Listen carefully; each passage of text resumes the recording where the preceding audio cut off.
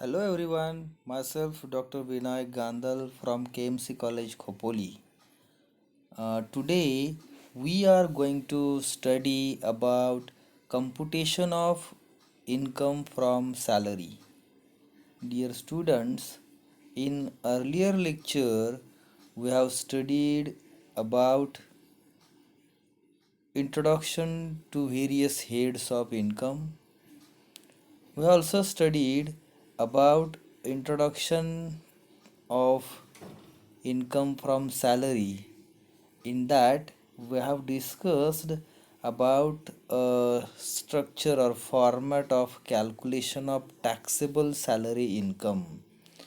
We also discussed about three parts of salary, that is basic salary, then some taxable allowances and perquisites which we have to consider while determination of taxable income from salary. In this video lecture, we have to understand how income from salary is computed and what are the tax treatment of various forms of salary. Okay, so before that, it is necessary for all of us to understand again the concept of salary. As per section 17, subsection 1 of Income Tax Act 1961, salary includes any types of wages received or receivable by the person from his employer. It also consists of any types of amount of annuity or pension received or receivable by the employee from the employer. Salary also consists of any amount of gratuity received by the employee after his retirement from the employer. Also, it consists of encashment of earned leave, means whatever amount of earned leave is encashed by the assessee either during the service or after his retirement, that is also to be treated as a part of salary. Salary also consists of any types of voluntary payment received by the employee from the employer on voluntary retirement. Any fees, commission, perquisites, or profit in addition to salary received or receivable by the assessee or person or employee from the employer is also called as a part of salary and are chargeable to tax.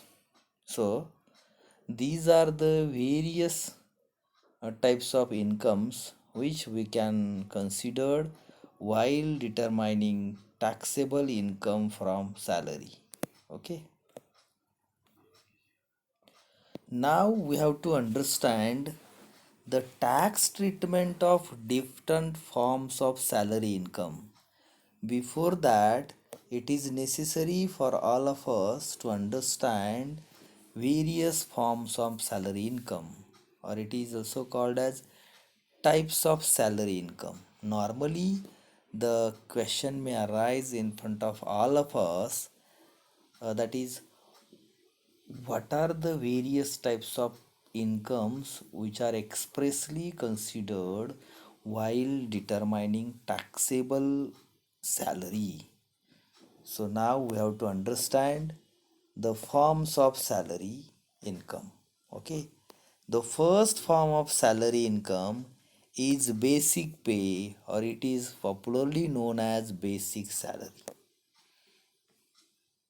Second form of salary income is allowances, means in addition to basic salary, employee is entitled to get various types of allowances from the employer, that is also included in salary income. And there are two types of allowances normally employee is getting from his employer, that is taxable allowances and tax free or partly taxable allowances. So we will discuss in depth about these allowances also. Third form of salary income is perquisites. Perquisites may be called as a fringe benefits, means it is the benefits which employee is getting from the employer in addition to salary. So if normally employee is getting various allowances either taxable or tax free from the employer as his salary income, but besides that normally or oftenly is getting various types of facilities from the employer, like medical facilities, uh, traveling facilities, then motor car facilities. So if employees getting such type of facilities, these are covers under the category of perquisites, and whatever amount of perquisites employee is getting is always chargeable to tax as a salary income. So dear student, these are the three forms of salary income, and we have to consider each form of salary income and his taxable treatment while ascertaining taxable income from salary. So, one by one, we have to understand the tax treatment of each form of salary income. Okay, so the first form of salary income, that is known as basic pay or basic salary and other cash receipts. Normally, when employee is appointed on a particular post in a company, he is entitled to get a salary from his employer as per the company's norm. So normally whatever salary employee is getting is the aggregate of various types of forms of salary income.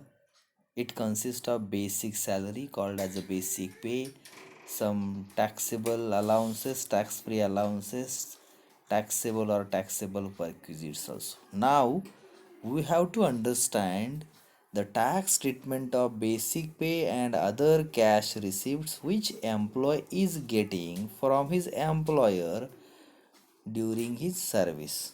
Okay, so first of all we have to understand about basic pay or basic salary.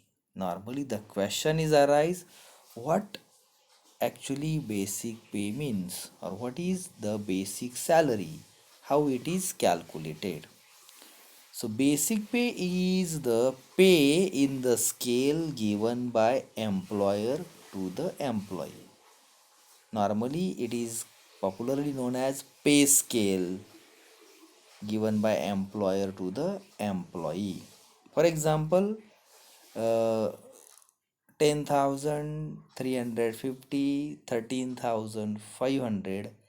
This is the pay scale, or this is the format of pay scale. Okay, in this example, for example, if assessee is appointed on the given pay scale, that is 10,350, 13,500. So if employees completed 3 years of service, then after completion of 3 years of service, his basic pay will be 10,000 plus 3 increments. So this 350 is the amount of increment which employee is getting in every year. Okay. So 10,000 plus 350 into 3. So if we aggregated the 3 increment with 10,000 as a basic pay. So the total amount is 11,050 is the basic pay of that employee after completion of his 3 years of service. Okay. Next, we have to understand the another part of basic salary or other cash receipts, that is pension or annuity. Normally, it is a periodical payment received or receivable by the employee from his employer after his retirement. So pension or annuity is the retirement benefit which employee is getting after his retirement. And the whatever amount of pension or annuity which employee is getting from his employer is always chargeable to tax and is the part of salary income. Okay, so there are two types of pension or annuity, that is uncommuted pension which is fully taxable, and another is commuted pension which is partly exempt and partly taxable. Uncommuted pension means the periodical payment of pension or annuity which employee is getting on monthly basis, normally which is fully taxable. And uncommuted pension means the assessee or employee is an option to choose to receive some portion of his annuity or pension before his retirement or at the time of his retirement. So, and remaining portion he will get as a periodical payment. So, whatever amount of pension is commuted by the employee at the time of his retirement is partly exempt and partly taxable. So we have to understand here actual tax treatment of commuted pension. So while determining taxable income under salary, the calculation tax treatment of pension or annuity that is commuted by the employee at the time of retirement is like this. So in the case of commuted pension, we have to consider the tax treatment, that is exemption for such a commuted pension under section 10 of subsection 10A of Income Tax Act 1961. So in the case of government employee, if such employee is a government employee, so whatever amount of pension commuted by the employee, government employee at the time of his retirement is fully exempted from tax. Means there will be no tax on such commuted pension if the employee is government employee. Okay. And in the case of non-government employee, so the tax treatment is, so government employee with Gratuity Act, one third of full commuted value, otherwise one half of full commuted value is to be considered as a exemption under section 10 subsection 10A of Income Tax 1961 for the purpose of calculation of taxable commuted pension. Okay, means in the case of non-government employee with gratuity, we have to consider one third of full commuted value as a exemption amount, and in other case we have to consider one half of full commuted value as a exempt amount. Okay,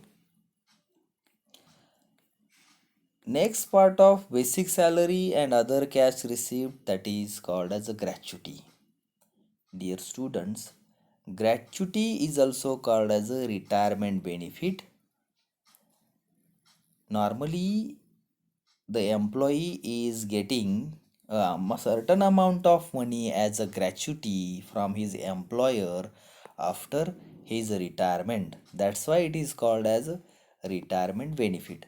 So it is also the form of salary income and is always chargeable to tax. So we have to understand here the tax treatment of gratuity. It is also called as voluntary payment made by the employer to the employee. Means it is not compulsory to all the employer to give a gratuity to the employee after their retirement. It is a voluntary payment. Okay. What about tax treatment of gratuity? So normally the amount of gratuity is exempted from tax as per section 10 subsection 10 of Income Tax Act 1961. Whatever amount of gratuity received is fully exempt from tax if employee is government employee. Okay. And in the case of employee under the Payment of Gratuity Act, we have to consider least amount or minimum amount from the following. So first of all, we have to calculate per month salary into average monthly salary, that is computed as 15 divided by 26 into completed years of service, or rupees 20 lakhs. And third, that is actual amount of gratuity received. So we have to calculate these three amounts for the purpose of tax treatment of taxable gratuity. So first, that is per month salary as computed by considering average monthly salary multiplied by completed years of service, or rupees 20 lakhs, or actual amount of gratuity received, whichever is less is considered as a exemption. So least amount from these three is to be considered as a exemption for the purpose of taxable tax treatment of gratuity under salary. Okay. And in the case of other employee, means the employee other than government employee and employee under Payment of Gratuity Act, we have to calculate the least amount as a exemption. So we have to consider average salary of last 10 months into one half into number of years of service, and rupees 20 lakhs and actual amount of gratuity received. So least amount from these three is to be considered as a exemption from gratuity in the case of other employee. Okay, so this is the normal tax treatment of gratuity for the purpose of calculation of taxable income from salary. Okay, next point that we have to calculate about encashment of earned leave. So first of all, we have to understand what actually encashment of earned leave is. So encashment of earned leave means whatever earned leaves is on account of employee, and if the employee can make such earned leaves converted into cash. So whatever encashment made by the employee either during the service or after his retirement, that is also chargeable to tax as a salary income. So there are two types of encashment are made available, that is encashment of earned leave during service and encashment of earned leave after retirement. Okay. So encashment during service is normally fully taxable, and encashment made after retirement. So in the case of government employee, full amount of encashment made after retirement is fully exempt from tax. And in the case of non-government of employee, we have to calculate cash equivalent of unavailed leaves calculated on the basis of 30 days leave for every year. Means we have to consider the amount of cash which is equivalent to unavailed leave calculated on the basis of 30 days leave for every year, or 10 months average salary, or rupees 3 lakhs. So least amount from these three is exempted from tax for a calculation of encashment of leave after retirement in the case of non-government employee. Got it? So this is the simple tax treatment of encashment of earned leave for the purpose of calculation of taxable income from salary. Okay.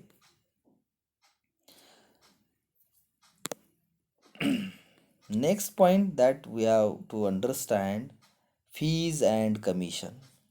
So in addition to basic salary and some cash receipts, the employee is also entitled to get some fees and commission from the employer. So whatever fees and commission which employee is getting from the employer is always taxable as a salary income. Means it is fully taxable. Next, that is advance salary. So normally advance salary means the amount of salary which employee is getting in some cases in advance against his next month's salary. So whatever advance of salary employee is got from the employer during the year is also chargeable to tax, that is fully taxable. Next, arrears of salary.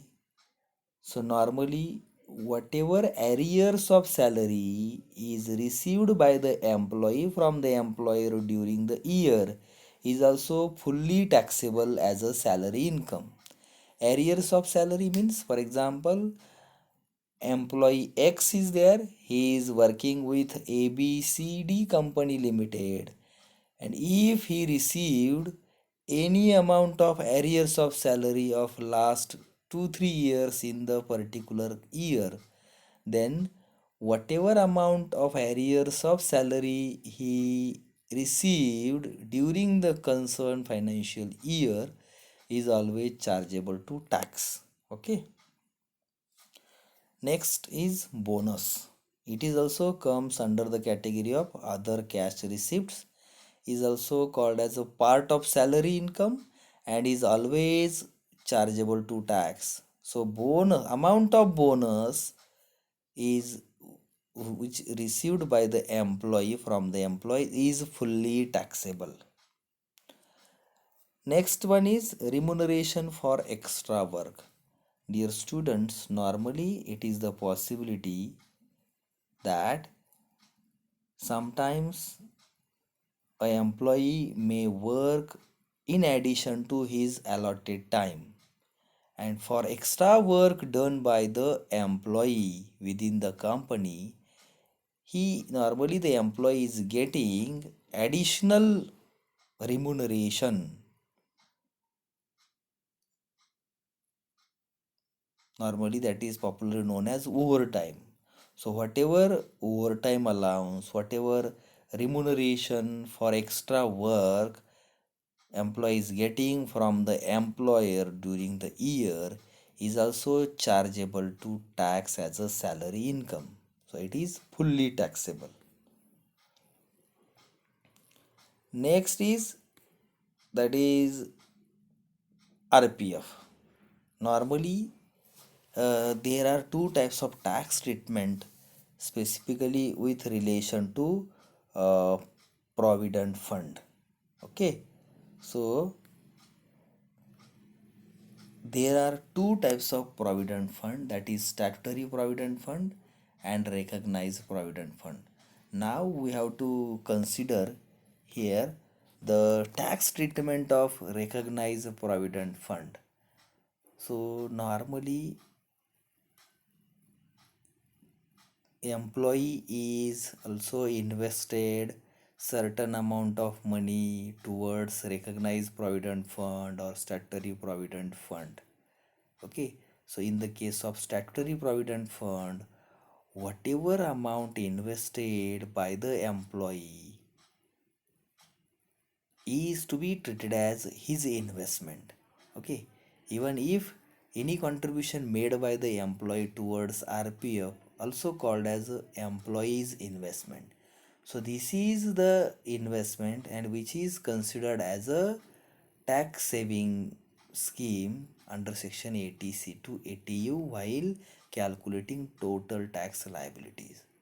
But normally it is a common practice. The employer also contributed certain amount of money towards employees statutory provident fund or recognized provident fund. So in the case of statutory provident fund, whatever amount contributed by the employer towards employee statutory provident fund or recognized provident fund is a income of that employee. So in that case, specifically in statutory provident fund, whatever amount contributed by the employer is fully exempt from tax. And another amount of contribution made by the employer towards employees recognized provident fund, it is partly taxable and partly exempt benefit. So in this case, we have to calculate 12% of basic salary as a exempted amount of recognized provident fund which is contributed by the employer. Okay, so for that purpose we have to consider salary as a basic salary plus commission or fixed percentage plus dearness allowance if admissible to retirement benefit. So contribution, employer's contribution to recognized provident fund is exempted from tax up to 12% of salary. Okay, and there is a incurrence of interest on recognized provident fund account, means whatever amount contributed towards RPF either by employer or employee, normally the interest is also credited into that account in each year. So whatever amount of interest credited to the recognized provident fund account, the interest is also treated as a income and is exempted from tax up to 9.5%. Okay, so whatever amount of or whatever percentage of interest employee is getting on his RPF account is exempt from tax up to 9.5%. For example, if employee recognized provident fund account credited at a 13% rupees 13,000 as a interest on RPF account. So in that case, out of 13,000 rupees, we have to consider exempt amount, that is 9.5%, which is exempted from tax.